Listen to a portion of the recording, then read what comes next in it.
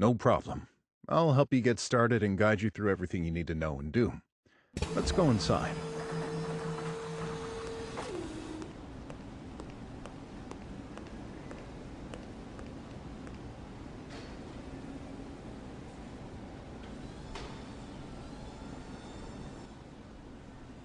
This is the robot you'll be working with, a UR20.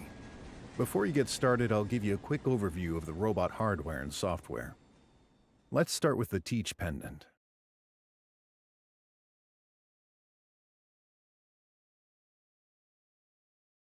You use the pendant to power up the robot, to program it, and to load and run programs. Push the power button to turn it on.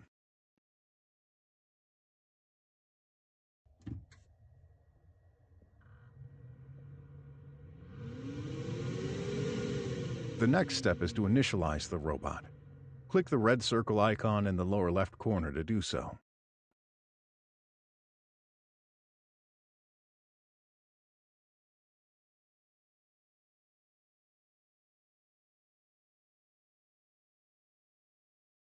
And click On to enable power for the joints.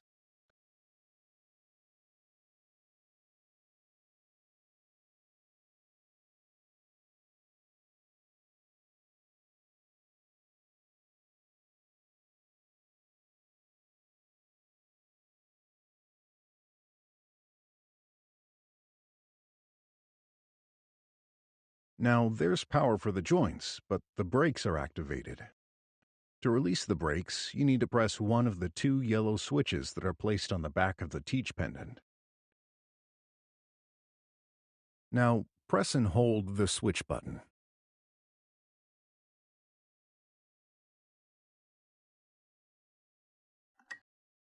Keeping the button at light press, you can now click the start button.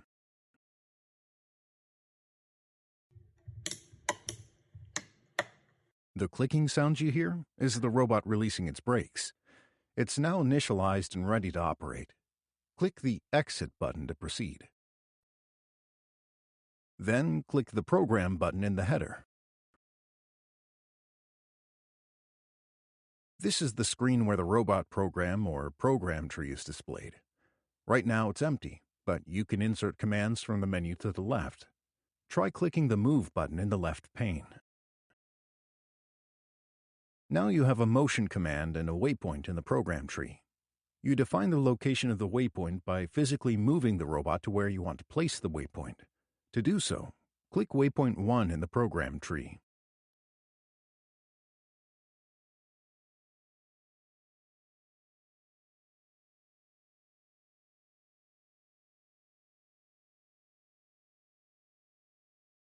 And then click the Set Waypoint button in the command window to the right. What you see now is the Move screen. From here, you have different options for moving the robot. The yellow color of the move arrows means that movement is not possible. This is also a safety function. To enable movement of the robot, you have to light press the switch on the back of the teach pendant.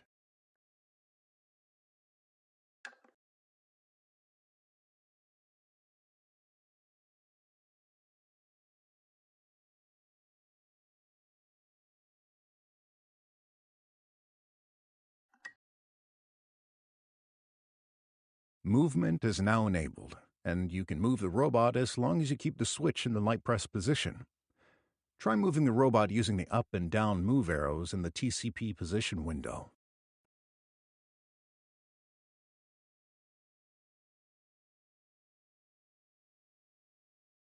You can also hand guide the robot by enabling the free drive function.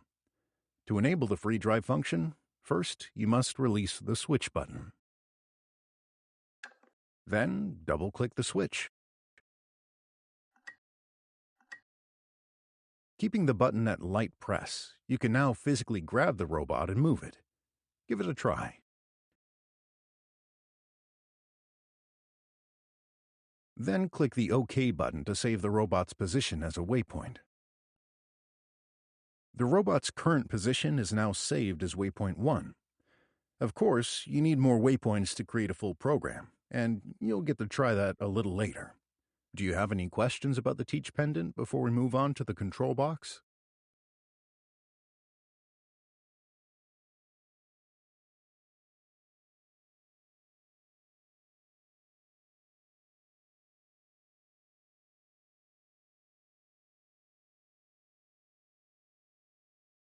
What you see here is the control board, which handles all input and output from the control box.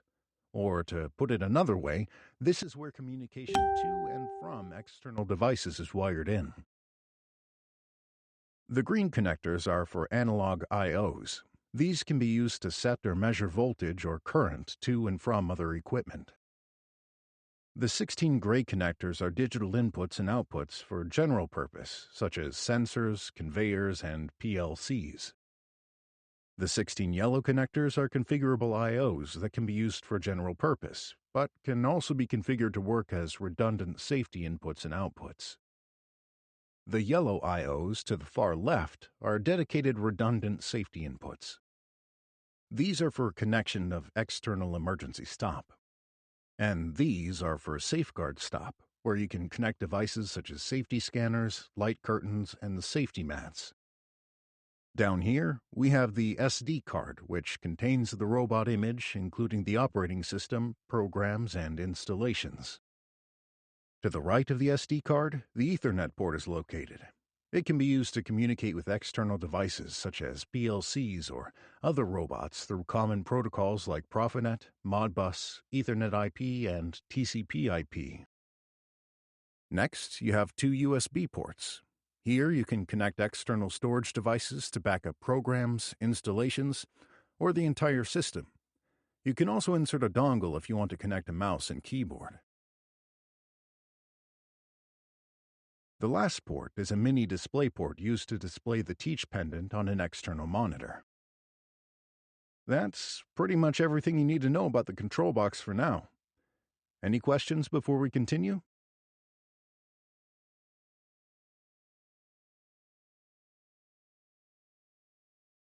Okay, that was a short introduction to the hardware and software. Let's look at the task you'll be working on. Your task is to create an application similar to this one. The first robot picks bags from the pallet and places them on the conveyor. The second robot labels the bags. And the third robot places them on a pallet. You'll also have to program the conveyors and set up communication between the robots.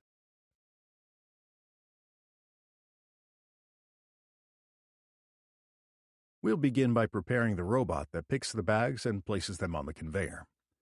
Start by grabbing the vacuum gripper from the table and place it on the robot tool flange.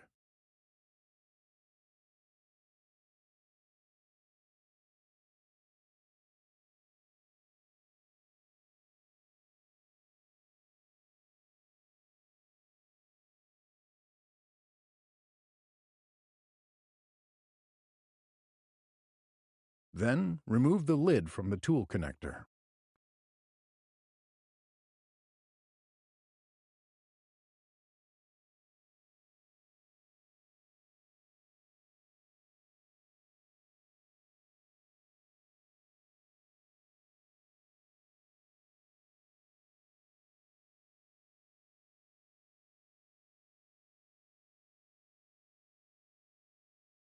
And plug the cable from the gripper into the tool connector.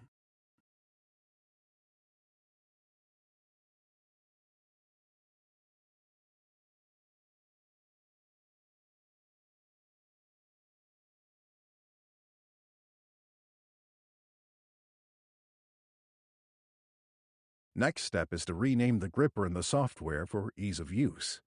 Click the Installation menu in the header.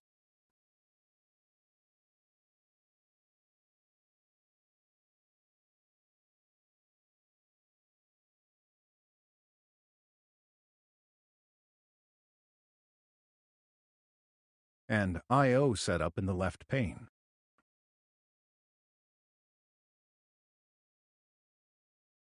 The gripper is connected to the output called Tool Out 0. Click this output. And rename it to Gripper.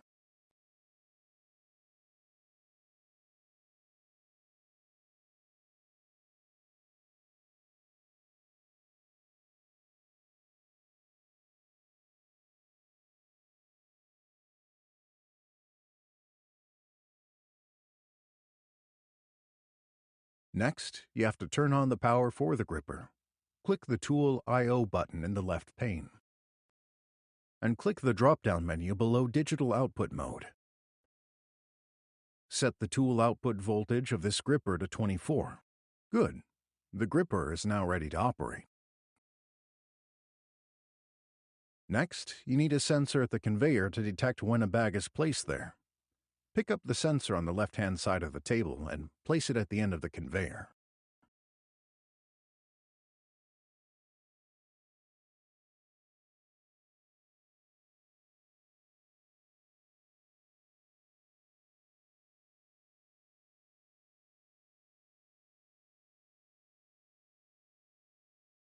You also need a sensor to detect when the bag has reached the other end of the conveyor. Pick up the remaining sensor and place it at the other end of the conveyor.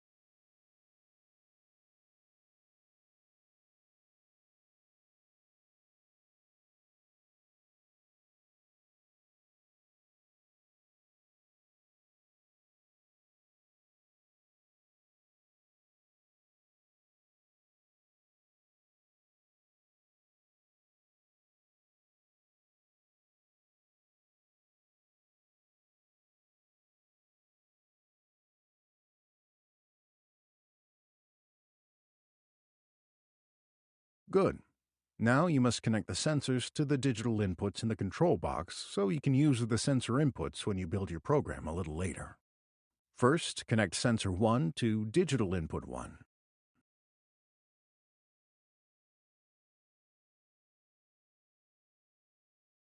And connect sensor 2 to digital input 2.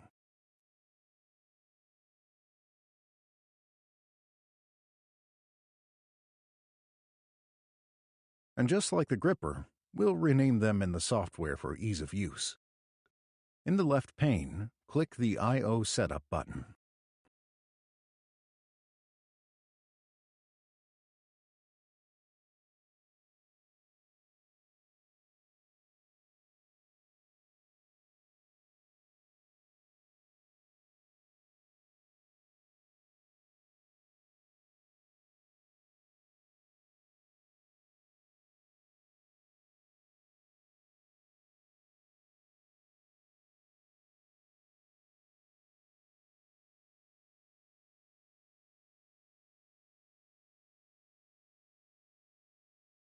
And then click Digital in 1 in the input column to the left. Rename this input to Sensor 1.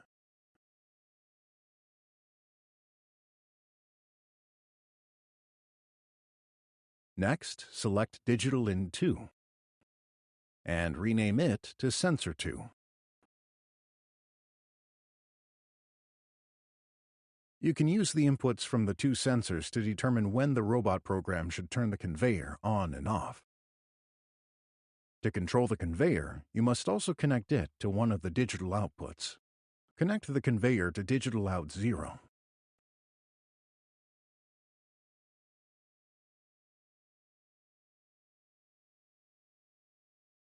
Then rename it by selecting digital out 0 in the output column to the right. Rename the output to conveyor.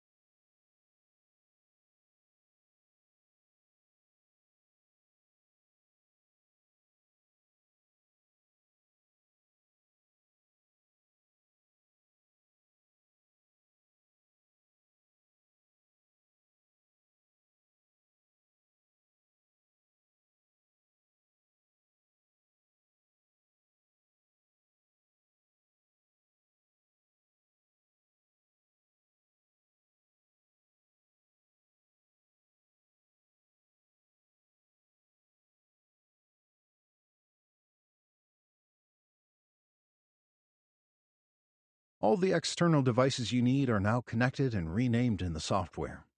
You can save these settings in an installation file. To do so, click the Save icon in the header.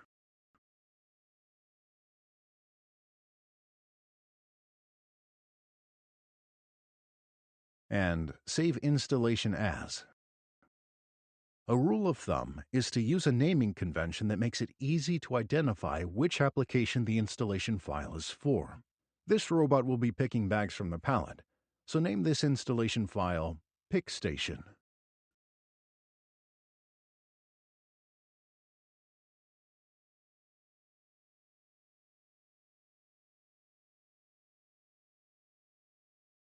And click Save.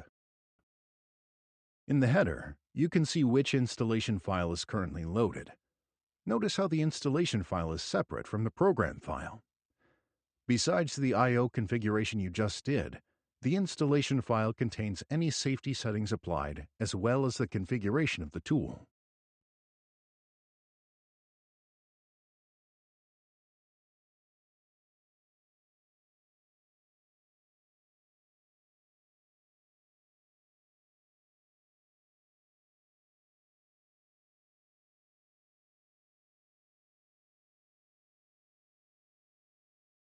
The next thing